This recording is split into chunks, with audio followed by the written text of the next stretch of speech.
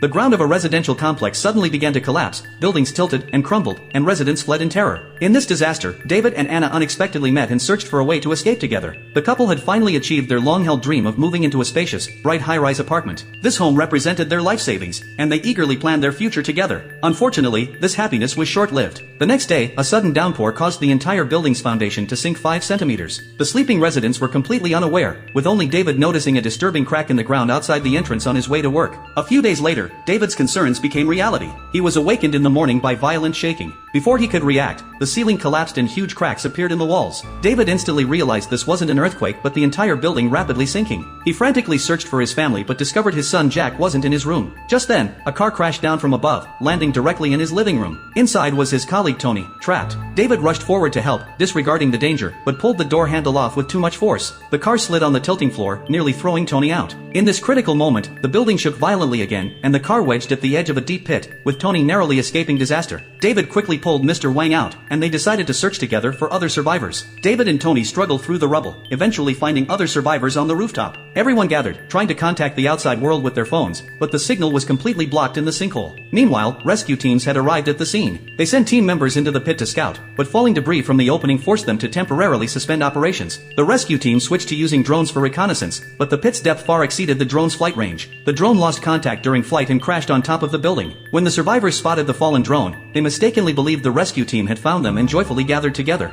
However, hope was quickly shattered by reality. The building shook violently again, the ground began collapsing, and everyone desperately grabbed onto nearby objects. In the chaos, Tony unfortunately slid to the edge of the building. Neighbor Anna tried to help but couldn't reach him from such a distance. In this critical moment, Anna spotted a coil of electrical wire, quickly retrieved it, and threw it to Tony. Unexpectedly, the wire instantly snapped due to age, putting Tony in danger again. With life hanging by a thread, Tony, driven by a fierce will to survive, managed to grab David's foot. Everyone worked together and finally pulled him to safety. Just then, the drone suddenly regained its signal, slowly rose, and flew out of the sinkhole. The footage data was transmitted back to the rescue team, who quickly dropped supplies and communication equipment into the pit. David finally got through to his wife on the phone, but when he learned that his son Jack hadn't gone shopping with her, he fell into despair again. To find his son, David decided to risk returning to the lower floors. He understood this might be the last time he would see his family, but he had no choice. Due to copyright restrictions, this narration ends here. Viewers interested in the thriller Sinkhole can search for the original to experience the complete story.